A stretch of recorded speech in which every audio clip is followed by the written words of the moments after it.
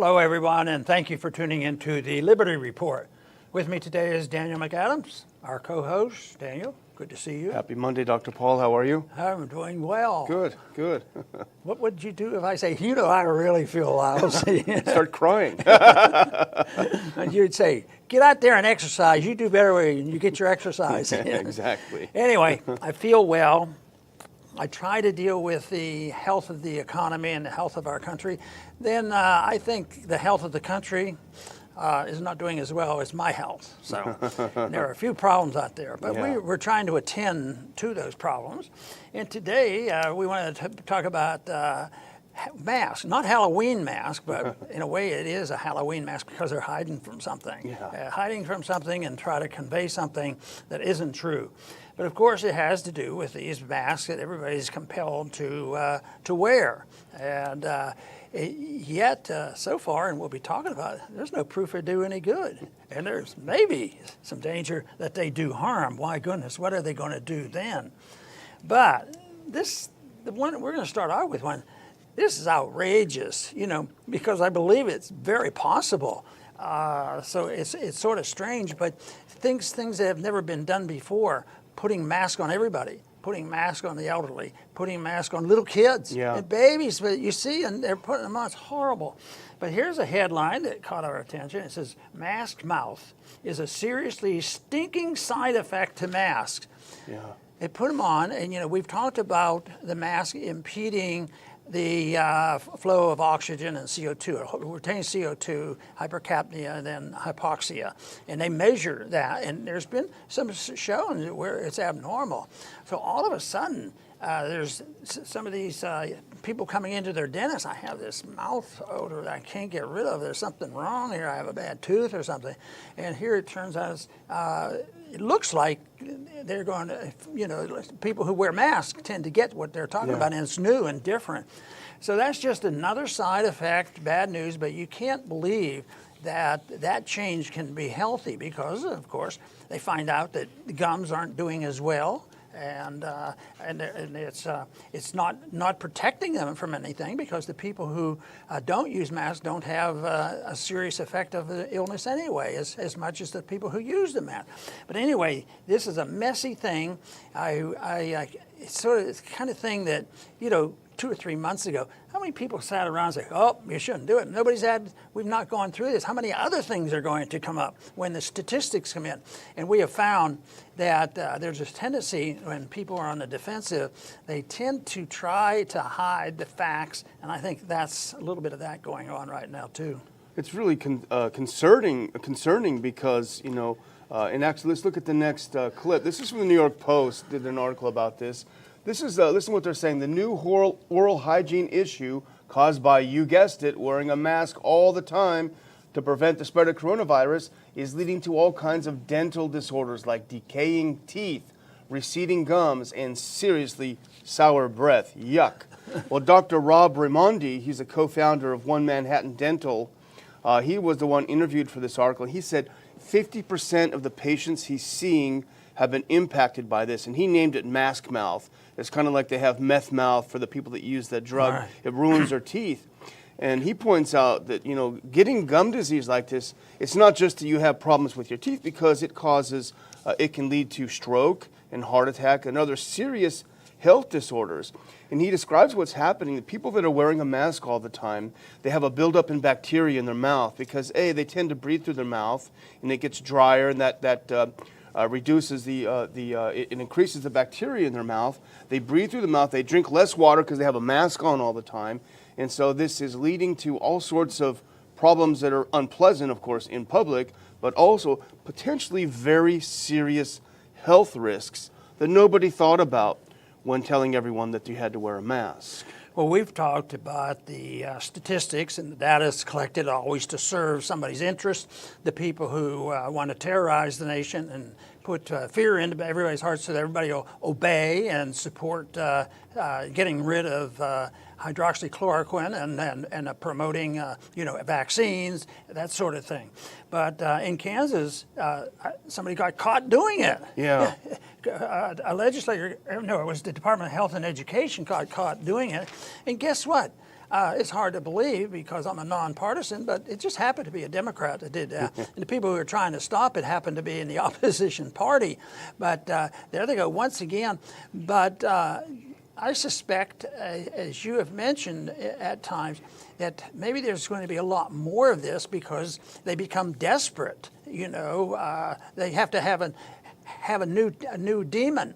That's why they've already talked about the next virus. Yeah. This is not going to go away, and this is why, even though there's so much proof out there that these masks aren't worthwhile and they're so debilitating, that they're not going to stop. One thing that really bugs me a little bit, it's sort of a shame because it's people who are disgusted and try to make a little fun, enjoy something that is distasteful, and doing all this ornament stuff and playing games with it. Because it ought to be seen as something very, very bad, especially when we're getting evidence now that it's not effective. It doesn't help. It causes now a problem in the mouth too. Yeah. And so obviously patients who are marginal, people who have, I guess somebody with asthma or other kind of lung disease shouldn't be on these things at all because it cuts down on the oxygen. But this is Kansas City, and it doesn't sound like the most important thing in the world, but if they're doing it, other people are doing it, and we've suspected the data is not trustworthy anyway. And that's one thing that I think we're winning. I think a lot of people now that were not into this are saying, you can't trust what they say. Yeah, which is good. Don't trust government. But this is a big scandal, and it should be a bigger scandal, but the media won't cover it. Lee Norman is his name, and he's the secretary for Kansas's Department of Health. What he did basically is he put up a fake chart. He faked a chart. There was two lines. There are some counties in Kansas that require masks and others that do not. The majority does not. He put up a chart, but he changed the axis. The axis was from 15 to 25 to show the cases in masked counties, and from 4 to 14 to show new cases in non-masked counties. And it gave the false appearance that counties without a mask mandate were having more cases. And he was caught on it. He was busted on it. And then when they put those two lines on the same axis, it actually showed that there were fewer cases of coronavirus, of COVID, in counties without the mask mandate. And so that's why he had to fake it. And here's what he said. All of the improvements in case development comes from those counties wearing masks. Well, the opposite is true. And he got busted doing it. And you got to wonder, how often is this repeated throughout the country? They're losing their narrative, and when they're losing the narrative, they're just simply bald-faced lying about it. Well, there was a meeting just recently with some top epidemiologists, and they, excuse me again, they were dealing with Denmark. Yeah. And they were doing the same type of distortion, or at least they had some good results, and Denmark reported it. But then you had to attack the messenger. Yeah. So they were getting a lot of grief, and this is why these epidemiologists that were respected came out, and they did get, maybe there's more freedom of press over there than here, because the other countries that go along with this, we've talked about Sweden. They've been able to go independently. And what about Finland and Holland? They have done this as well. So, and they definitely have statistics to show that the masks aren't helpful at all. And along with these stories that they can do harm, it just seems so strange that they are bound and determined. They cannot come around to admitting maybe they made a mistake, or maybe they don't want to be caught. But it looks like more people are going to get caught. Yeah, and that was a good article. World's top epidemiologists agree that masks don't work. And it was a good article. We saw it on Zero Hedge. And it does point out that in Denmark, the numbers are very low, and people don't wear masks. And we know that, as you say, recently in Holland and in Sweden, the government said, we're not going to mandate masks. There's no evidence that they work, and so we're not going to do it. But again, you won't see this on the mainstream media, which is only pushing a single narrative. And that narrative is wear your mask. And you got to wonder if it's messing up your health, messing up your teeth, doing all sorts of terrible things to people. Then why do it if it's not about the virus? And I think, and I'm sure you would say too, it's about control. It's about a psychological. If you talk to someone with a mask on, you can't see what their expression is. They're like a zombie. You can't tell if they're happy or sad or mad. I can't even understand people. Maybe my hearing's going. Right. But if they've got a mask on, I can't understand. I think that's what they want. They want us all walking around like zombies with our faces covered. Well, I'm sure our president would wish Fauci would just go away, Yeah. but he's Not still alone. around. He's not alone. A lot of us wish Right. he'd go away. This to get a lot of Americans in understand. Who ever heard of the guy before 6 months ago? Yeah. Probably not very many. But he's in the news again, giving his opinion about the vaccines, and he hasn't given up. But he's now the academician and, the thoughtful person and the professor. So he says, well, we need it. We got to get it. But so far, it looks like the one that's most likely to come out might be good for 50% of the people. And then, of course, we mentioned the other day that Gates said, well, if it doesn't work the first time, you give it again or again. And you just keep piling it in there and obviously not knowing what they're doing. But he was in the news, but he's been on both sides of the mask issue, over the years. Right now, I think the most recent thing he said was, masks aren't the super answer to this. Vaccines that don't work. So which way are they going? But he's going to be around for a while. I guess he should be able to retire pretty soon, but not this week, I guess. Yeah. Well, it's how confident should people be when he says, well, you can flip a coin. Basically, that's as good as the vaccine is going to be. Maybe it works, maybe it doesn't. We don't know. Just get it and get it again.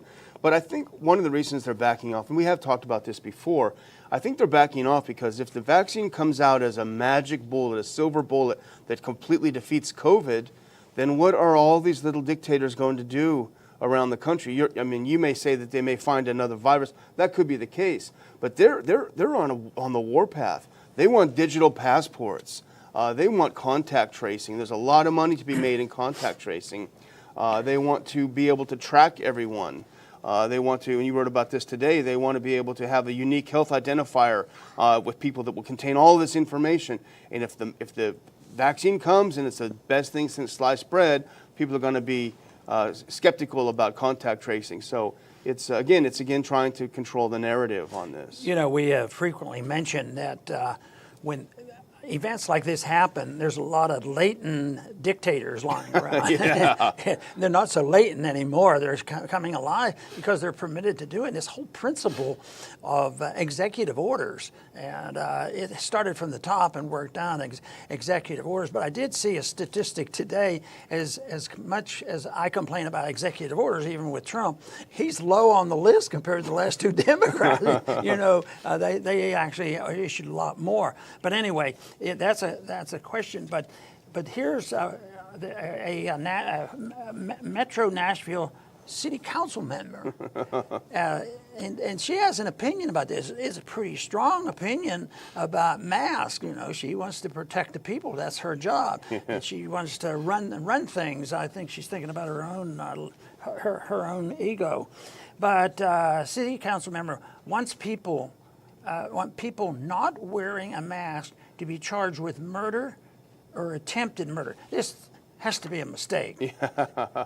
Unfortunately. Did we check this out? Well, I'm reading it from the Tennessee Star. Yeah, so that to me is so outrageous. But it also, when you hear this coming from officials, it also explains why we run into these incidents where individuals actually think, that's when they get violent. Get out of here, go out here and throw and, threaten life and do injury because you're spreading this disease like going to jump out and you're going to die in a week. And always on fake news and fake fear.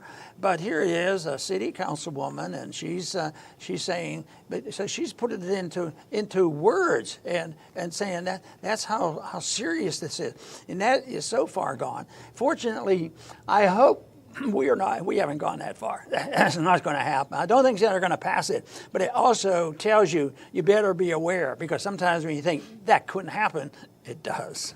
It also tells you how dumb these people are, too. Just plain dumb, but it is very dangerous. People are, every time you see an attack on someone not wearing a mask, they'll always say, you're going to kill me, you're going to kill me. So they have this in their mind that somehow there's a killer virus out there. There was a recent poll, they asked Americans, what percentage of you think of the country has died from COVID? And the answer was 9%. Americans have the idea that 9% of the population has died, which would be millions and millions of people, when in fact it's a small fraction of 1% that's died. But her name is Sharon Hurt. She's the at-large council member for Nashville metro area. And she wants stronger laws. And she said they should be charged with murder or attempted murder if they go outside without a mask. And here's her rationale. The person who may very well pass this virus that's out there, or because they're not wearing a mask, is basically murdering someone who contracts it and dies. Her colleagues reminded her that new criminal law does have to be passed by the state, and she was, quote, disappointed over this. She said, I was afraid that was going to be the answer. You can't put... So meanwhile, they're letting people out of jails. I'm sure you saw this horrible story over the weekend that they let this rapist out of jail because of COVID. He went and found the woman who accused him and killed her. So you're letting people like this out of jail, and this crazy woman from Tennessee, we got to call Kane up and see what's going on down there. She wants to put people in jail for not putting a mask on. Well, they're letting, some prisoners out of jail. There's some we would let out because it's victimless crimes and dealing with irrational drug laws. But they're letting a lot of violent criminals out of prisons in New York. At the same time, they defund the police. Yeah. And Good luck. Crime's going up. What's going on here? Shocking. What is going on? So, okay, there's another item here that I'd like to talk about for a little bit. This is sort of entertaining. Good news story. This is good. This is about our friendly governor in South Dakota, because she said she would and she did. And she invited people. I hope they keep doing that. I hope maybe we can have our next conference in South Dakota so people could come and they wouldn't lock us down. But anyway, she said for the motorcyclists, come. Yeah. Motorcyclists, they're fascinating. Even if you don't ride one, they're sort of fascinating. And they seem to be having fun. Yeah. They like to gun their engines. And there used to be several groups of those that when I was doing my national campaign, all of a sudden, it's just a ride. Yeah. And they were having fun. So evidently they have an annual rally up there with motorcyclists, and they get a lot of people. And of course, the country's going nuts. You can't do it this year. So anyway, she still had it. 250,000 people came. And one person who wanted to be a moderate, he said, well, I think when you're on a bike and you're out there riding, enjoying the scenery, and not too close to anybody, I think that sounds good. But what are you going to do in the evening? Are you guys going to get together? What are you going to do? You're going to have fun at the night? Are you going to have a party? That was too much. So, but anyway, it worked out well, and I think the governor wins on this, and who knows what her political career will be like in the next 5 to 10 years. Yeah, if she sticks to her guns, there should be an audience out there for her. Yeah, I can think of some people in 2024. She's one of them for sure. We have an article, Adam from the RPI wrote a piece on our front page about this rally. He wrote it on Friday. But as you say, 250,000 people. Kristi Noem was completely supporting this rally. It's an annual rally. No masks, no crowd restrictions in South Dakota. And you think, oh my gosh, it must be a nightmare. Bodies in the streets. No, they've got fewer than 2 deaths a day up there. And they haven't done anything. It's just like in Sweden, just like places like Belarus that had no restrictions. The deaths are very, very low. And that's why they just won't talk about it. They just won't talk about it. And when they actually do have someone to talk about it, let's look at this next one. They bring some dingling up on CNN. They'll find some doctor somewhere. This has the potential of being a super spreader event. Well, thankfully, all the Black Lives Matter and Antifa rallies and riots and burnings, they don't have any possibility of being super spreaders. Yeah, it's a real shame. And I think there were a lot of people rooting against the governor and against South Dakota. But in many ways, if something had happened, if they could ever prove, that somebody there did get it, which is always possible, or what if there had been some violent activity? See, these people are crazy. There was violence out there. But you're more likely, I would bet, this is a real risky bet, that in some of our inner cities, like San Francisco and other, you're more likely to see violence in the inner city than you will with these bicycle riders. Yeah. And as I was saying, they frequently would come to my rallies. Oh, yeah. And it wasn't like we went out and found them. It was just like they just enjoyed having a rally. But I think bicyclists tend to have a libertarian spirit. Yeah, Even though I imagine they have organizations and all, but we always had a good time when they came. They made a lot of noise and drew attention to it. Well, the open road, everyone enjoys that. More power to them. But I was going to move toward closing, and I will remind our viewers that we'll run our super chat people and thank them again for their support last week. When we finish, we'll roll those names of people that have supported us this week. But I wanted to bring up something else, Dr. Paul, because I think our theme today really is that they are faking the data as the narrative slips, and they really are. And Houston is a great example, and there are a few people that the Institute follows on Twitter that are really good with the numbers, crunching them. Let's put up this next chart because I think this tells everything. The blue bars are deaths per day in Texas. And you would look at that, the 6th, 7th, and 8th of August, there are virtually no deaths in Texas. And you'd say, that's crazy because I look at the Worldometer and it shows that deaths are skyrocketing. They're high in Texas. There's hundreds and some people. Well, this is the date of death chart. These are people who died on that day. The reason that it looks like Texas is still having a lot of problem with COVID is because they're doing legacy laundering. Let's look at this next chart. This is the real untold story. These are the reported deaths on the 9th of August.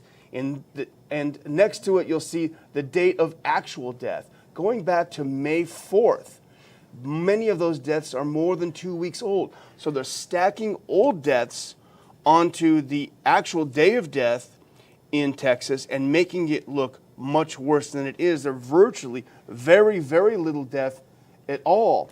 And that's why I think they're getting nervous, because also the cases are falling down. Here's something that Houston is putting out. Let's look at that next clip. This is what they're trying to do to try to pump these up. This is a tweet from the Houston Health Department. It looks all happy, like it might be a party or some sort of affair. No. Free COVID-19 mega testing sites. Come on down, get tested. 5 free testing sites and 15 other sites this week. And it tells you everywhere you can go to get your free test and all those wonderful logos and things. Make it look like an actual fun thing, because they're not getting the cases that they want. And here's why. Let's look at the last one. We're seeing the new daily deaths in the U.S. And this is the real story of COVID. We had a big peak in April. We had a very small peak in July, and a lot of that was cooked, as we've talked about. And it looks very, very much like that peak is over, that second peak, which was driven by the Sun Belt states because we just got it later. And that's just how viruses work, virus gonna virus. So they're cooking the books. It's very, very phony what they're doing, and they seem like they can get away with it. So keep your eye out, watch the numbers, follow people who are crunching the numbers in a more intelligent way. And again, thank you to our Super Chat people that help support the show. And please continue doing so. Dr. Paul? I want to remind our viewers that definitions are important, and when they talk about cases soaring, cases are a positive test. It's not that they've gotten the virus. It's not that they got sick. It's not that they died from it. They just became positive. They're benefiting in the community because it's part of herd immunity, and that's the way it works. So, but they're out looking for more to support their statistics. But what we've mentioned before is, what if they do go out and get 1 million new cases that people not say? What it does, it takes percentages. It makes even the things that they were trying to say, oh, look how many people was in intensive care and all. Those numbers go down. The percentages go down. So their games they play don't always work out the way they want. I want to talk a little bit about the budget debate going on right now. Another $1 trillion. Republicans, they'll be happy with $1 trillion. Democrats aren't happy, and it looks like things were going too slowly, and we need the money for the coronavirus. So Trump took care of that executive order. We'll just pass out this money, and then there's the big constitutional argument about, well, can he do that? Well, all presidents do that. Who paid any attention to the Constitution? The Democrats are in a dilemma right now because they don't know what to do. We have to hate what Trump did, but they're sort of trapped because then they have to be against extending the benefits like Trump did. But he also, it's pointed out what's going on here. The debate is, it's an old tradition. The Republicans tend to have maybe a little closer relationship with the military-industrial complex. At least that image is out there. So they argue for more money. And in this bill, since it's up to $1 trillion, there's a lot of money there to go around. You'd think they wouldn't be arguing too much. But they got $29 billion into the DOD budget. And but 7 of it is just for new weapons. And just think, I guess we have, we've talked about these numbers before. The percentage of how many countries that you need to catch up on the amount of military spending to catch up with us. But anyway, they see it a chance. But you say, oh, aren't those Republicans horrible? But then the rest of the budget, is all welfareism, where a lot of it they get together. As a matter of fact, the Democrats won't vote against the military budget anyway. That's sort of, appeasing their base. So anyway, but they're doing it, though, and that's why we have to be cautious. They're doing it for the benefit of national security. So we don't want to say this is bad, because then we don't care about our country. It's just terrible. So that's why, generally speaking, I think that this will all be concluded when some day comes along. The people are going to wake up. The market's going to wake up. The country's going to wake up. Sanity will get a tinge of sanity, and they'll say, this can't go on. And things that can't go on usually don't. And so the virus can't go on forever. Nature helps us on that, and the budget can't go on forever, even though it's been going on for a long time. But economically speaking, it just can't continue to go on, and longer it lasts, the more liberty we lose. And of course, that's the biggest threat that we have now, is what has happened, whether it was on 9/11 and the Patriot Act, or whether it's what's going on now with coronavirus and all this surveillance and all the passports that they're planning for us. So we need to be on our toes, and the answer to all this is getting more supporters. It's a prevailing attitude that makes the difference. When the prevailing attitude of a country is such that they're sick and tired of authoritarianism, they do like they did in the Soviet system. Soviets just disappeared. And ours is going to disappear in its format because, people are going to reject it because it will be inefficient. And it's also, something that they just can't continue forever and ever. But it's going to continue, though, with a lot of heartache, and we will compete and continue to report on these issues the best we can, so that when that real burst comes in our breakdown in our economy and all, that we have the support and to emphasize what can be done, because it is not complicated, and it's so wonderful. If we would just do a few things, we could solve these problems even under these worst of conditions. But what are the odds of that happening with the clowns that we have up there? Ain't going to happen. So it has to happen with the people. The people have to wake up. And what we sense, Daniel and I both agree, that we're sensing that there is a shift in attitude on this coronavirus. In spite of the ridiculous things, you're going to be charged with murder if you're going out with a mask on. No, I think people are more sensible than that, and they just sort of go to sleep and go along and not realize, some of our leaders at CDC aren't really our friends. So we'll continue our effort, and we want to thank our viewers very much for tuning in and helping us to spread the message of liberty. Come back soon.